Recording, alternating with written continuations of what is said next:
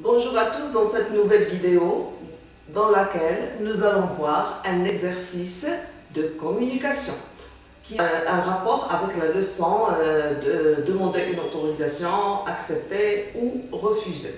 Donc dans cet exercice, je vais vous montrer comment on peut trouver la parole qui correspond à une situation. Lorsqu'on nous donne une situation et on te demande de trouver la parole qui lui correspond. Et vice versa, c'est-à-dire lorsqu'on vous donne la parole et on vous demande de trouver la situation de communication correspondante.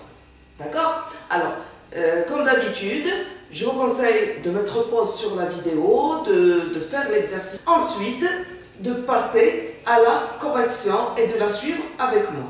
D'accord? Alors, on passe tout de suite à la correction de l'exercice. Donc, déjà, lorsqu'on dit demander une autorisation, ça veut dire demander la permission de faire quelque chose. يعني طلب إذن تطلب إذن باش تقوم بشي عمل باش دير شي حاجة. Donc, et la réponse de la personne à laquelle tu demandes l'autorisation, يعني الشخص اللي تطلب منه الإذن, et il peut soit accepter, soit refuser. Et pour demander l'autorisation, bien la permission, pour accepter ou refuser, il y a un ensemble d'expressions qu'on peut utiliser. Seulement, il faut faire attention. Lorsqu'on parle de la situation de communication, on doit savoir qui parle, à qui, comment, pourquoi, etc. Donc, parce que dans une situation de communication, lorsqu'on s'adresse à un parent ou bien à un ami, on utilise des expressions particulières. C'est-à-dire parce que avec un membre de la famille ou bien un ami, il existe une familiarité. Donc on n'a pas besoin d'utiliser un niveau de langue recherché, soutenu. On n'a pas besoin de former des phrases complètes, correctes, grammaticalement, etc. On n'a pas besoin d'utiliser le vous, par exemple le vous de politesse pour s'adresser à un ami ou bien à un parent. On peut se permettre l'utilisation du registre familier, d'accord? Mais lorsqu'on s'adresse à une personne qu'on ne connaît pas, une personne plus âgée que nous, qui nous est étrangère, ou bien dont le statut est supérieur au nôtre, alors là, il faut soigner sa langue. Il faut soigner sa langue, il faut utiliser un registre soit courant, soit soutenu. D'accord? Alors, commençons par l'énoncé. Donc déjà dans cet exercice, vous avez deux colonnes. Dans la première colonne, nous avons les énoncés, c'est-à-dire les paroles, ce que dit le personnage. Et dans les situations, donc il s'agit de préciser qui parle, à qui et quel est l'acte de parole accompli. C'est-à-dire qu'est-ce qu'il exprime. Lorsqu'on parle de l'acte de parole accompli, c'est-à-dire qu'est-ce qu'il exprime. Par exemple, lorsque je dis à quelqu'un merci pour ton aide, qu'est-ce que je fais là? Je remercie. Donc l'acte de parole accompli dans cette parole, dans cet énoncé, c'est remercier. D'accord? Lorsque je dis à quelqu'un que je connais, je t'invite à mon anniversaire, l'acte de parole accompli, c'est inviter. D'accord? Ici, dans la première case, on a déjà la situation. Tu demandes à ton père la permission de pique-niquer avec tes amis à la forêt. Donc déjà dans la situation, on a tu. Qui es-tu? C'est toi. C'est toi l'élève. D'accord? Tu demandes à ton père la permission. De faire quoi? De pique-niquer avec tes amis à la forêt. Donc toi, l'enfant, tu t'adresses à ton père. Pourquoi tu t'adresses à ton père? Pour lui demander la permission.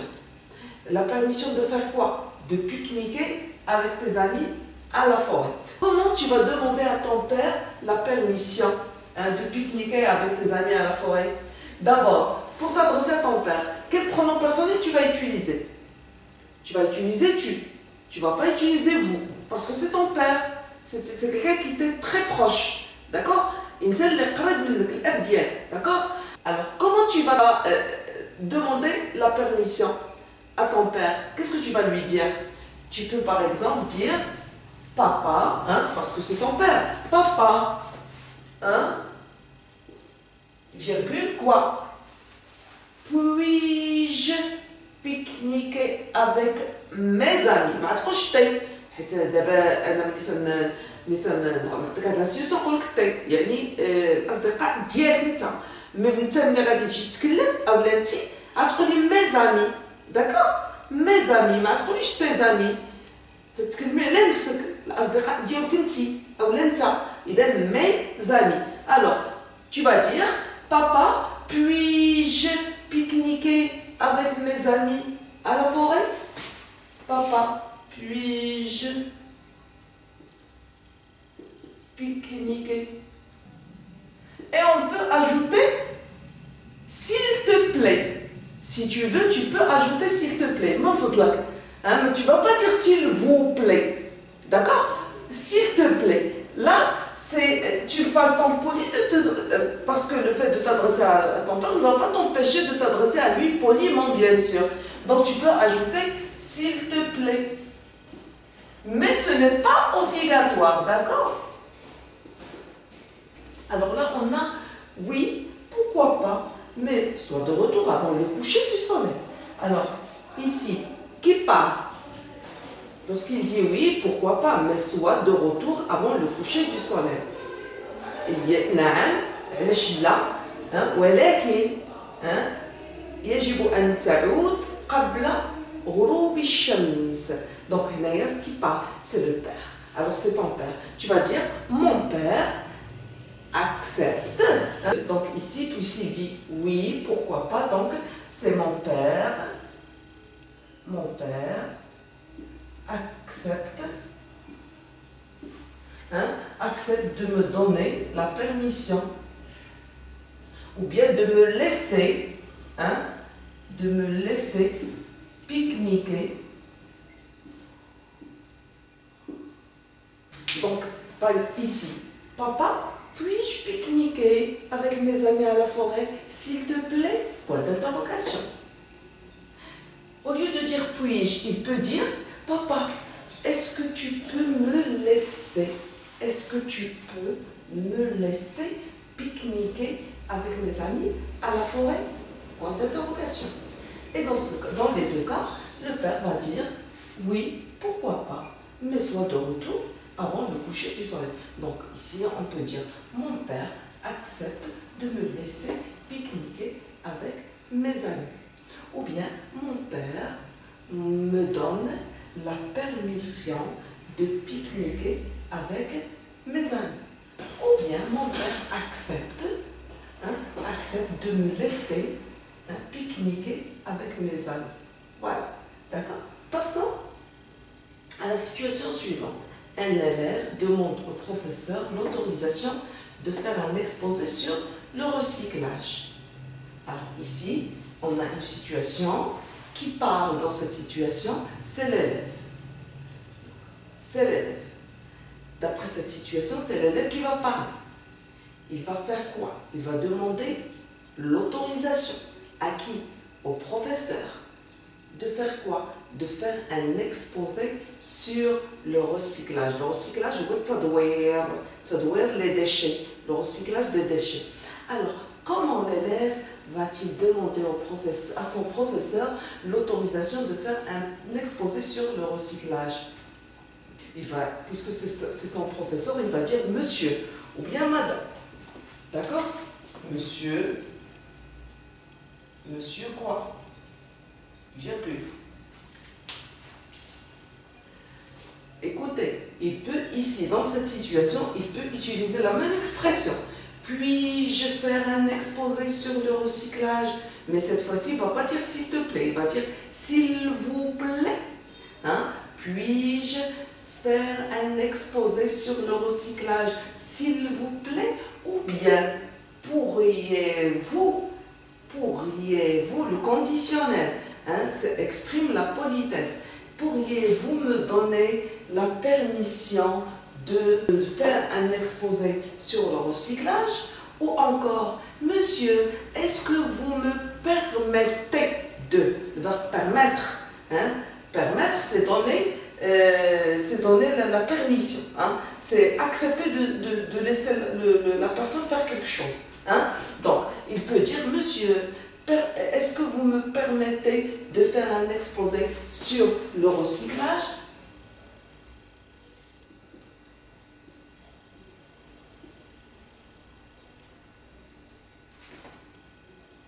Donc on peut dire, monsieur, est-ce que vous me permettez de faire un exposé sur le recyclage, s'il vous plaît? Donc il y a ici le vous de politesse. Et on n'oublie pas le point d'interrogation parce qu'on demande ici sous forme d'une question. On demande l'autorisation sous forme d'une question. D'accord? Comme c'est le cas ici. Seulement ici on a dit s'il te plaît parce qu'on a le droit de tutoyer hein, son père. Mais là, on s'adresse à son professeur, il faut le vous voyez, et là, ça va être le vous de politesse. D'accord? Très bien. Passons à la troisième situation, bien la quatrième situation. Le professeur refuse et te donne une excuse valable. Alors, c'est toi qui as demandé au professeur la permission de faire un exposé sur le recyclage. Alors, que va faire le professeur? Est-ce qu'il va accepter? Non, il va refuser. Mais est-ce qu'il va refuser comme ça, sèchement, sans justification? Alors, là, au contraire, donc, il va refuser, mais il va justifier hein, pourquoi et te donne une excuse valable. Il doit donner une justification, une excuse valable pour ne pas te blesser. Hein, parce que normalement, s'il te dit non, ce n'est pas possible, ça va être choquant, blessant pour l'élève. D'accord? Alors là, le professeur va le dire poliment aussi, gentiment. Hein? Il va refuser gentiment, mais en accompagnant son refus d'une excuse valable, convaincante. يعني غادي يعطي واحد التعليل مقنع. D'accord? Là, على الرفض ديالو. Alors, parce que refuser, c'est rafada. D'accord? Alors, comment le professeur va-t-il refuser? Il peut dire, je suis désolé, mais ce n'est pas possible. Je regrette, mais c'est impossible. Et par la suite, puisqu'il va donner une excuse valable, donc il va utiliser car ou bien parce que. D'accord? Donc, quelle excuse? Par exemple, qu'est-ce qu'il peut dire? Là, tu lui demandes de faire un exposé sur le recyclage. Alors là, comme excuse, le professeur peut te dire ce n'est pas possible maintenant, car on doit commencer par traiter des causes de la pollution. D'accord? Ou bien des causes des gaz à effet de serre, ou bien des causes du réchauffement climatique. Et le recyclage constitue quoi? Il représente les solutions. Parce que là, toi, tu as demandé de faire une exposition sur le recyclage qui représente une solution à un problème, au problème de la pollution, au problème des gaz à effet de serre, au problème du réchauffement climatique, n'est-ce pas? Alors, mais avant de traiter les solutions, on doit d'abord parler et traiter des causes. On doit traiter les causes, suivi des conséquences, et après on parle des solutions. Voilà, donc il peut dire, je regrette, mais ce n'est pas possible maintenant, car on doit d'abord traiter des causes des gaz à effet de serre. L'énoncé suivant. Monsieur, pourriez-vous nous donner l'autorisation d'inviter un climatologue au débat? Donc, par exemple, le groupe événement a l'intention d'organiser un événement, un débat, par exemple, d'organiser un débat. Alors là, le débat, pour le réaliser, il faut des spécialistes. Hein? Et parmi ces spécialistes, le climatologue. Hein? Donc, il dit, monsieur, pourriez-vous nous donner l'autorisation d'inviter un climatologue au débat? Donc ici, avec point d'interrogation, bien sûr. Donc là, qui parle dans cet énoncé, c'est le représentant du club nature ou bien du club environnement. Le locuteur, celui qui parle, c'est le représentant du club environnement. D'accord? Alors, que fait le représentant du club environnement? Donc, il parle en nom de tout le groupe. Donc, il va dire nous, il ne va pas dire je. D'accord? Et il va s'adresser à qui ici? Il s'adresse à qui? Il doit s'adresser au directeur. Là, parce que pour inviter un étranger au collège, c'est au directeur qu'il faut demander la permission. Ce n'est pas au professeur. D'accord? C'est le directeur. Parce que c'est lui le premier responsable dans cet établissement. D'accord? Alors, comment s'adresse-t-il au directeur? Pourriez-vous nous donner l'autorisation? Donc, il utilise le verbe pouvoir au conditionnel qui exprime la politesse. Pourriez-vous nous donner l'autorisation d'inviter un climatologue? Donc, qu'est-ce qu'il demande ici? Il demande au directeur l'autorisation. De faire quoi? D'inviter un climatologue. Donc, la situation, c'est quoi? Le représentant du club environnement, quel est l'acte de parole? C'est demander l'autorisation. À qui s'adresse-t-il? Au directeur. Donc, l'autorisation de faire quoi? D'inviter un climatologue au débat. Hein? D'inviter un climatologue au débat. Voilà. Donc, c'est ça la situation. Mais au moins, vous devez préciser qui parle, à qui et quel est l'acte de parole accompli. C'est-à-dire, le représentant du club environnement demande l'autorisation au directeur de faire quoi? D'inviter un climatologue. Vous voyez? Donc, c'est ça la situation qu'il faut donner. Voilà. Donc, le représentant du club environnement demande au directeur l'autorisation d'inviter un climatologue. Et vous pouvez terminer au débat, vous pouvez l'ajouter. D'accord? Donc, pourquoi on a dit le représentant du club? Parce qu'il dit, monsieur, pourriez-vous nous donner l'autorisation? Nous. Mais c'est qui ce nous? Ça veut dire le représentant du club et les autres membres du club. Voilà, c'est pourquoi il utilise nous. Demande au directeur l'autorisation d'inviter un climatologue. Voilà. Et enfin, on a le directeur accepte. Alors, que peut dire le directeur pour accepter cette demande d'autorisation? Alors, il peut dire tout simplement oui, certainement, ou bien oui, avec plaisir, ou encore d'accord, je vous donne l'autorisation d'inviter un climatologue à cet événement. Voyez? Donc, il y a différentes façons de répondre. L'essentiel, c'est que la réponse du directeur doit être aussi polie. Hein? Il doit utiliser un registre courant ou bien soutenu. Et il faut éviter le registre familier parce qu'il reste un directeur et il n'y a pas une familiarité entre lui et les élèves. Donc la phrase, ou bien l'énoncé, la parole sera, voilà, la parole, ou bien la parole du directeur sera, d'accord, je vous donne mon autorisation d'inviter le climatologue à ce débat. Ou bien, oui, avec plaisir, oui, certainement. Ou encore, il peut dire, d'accord, je vous donne mon autorisation.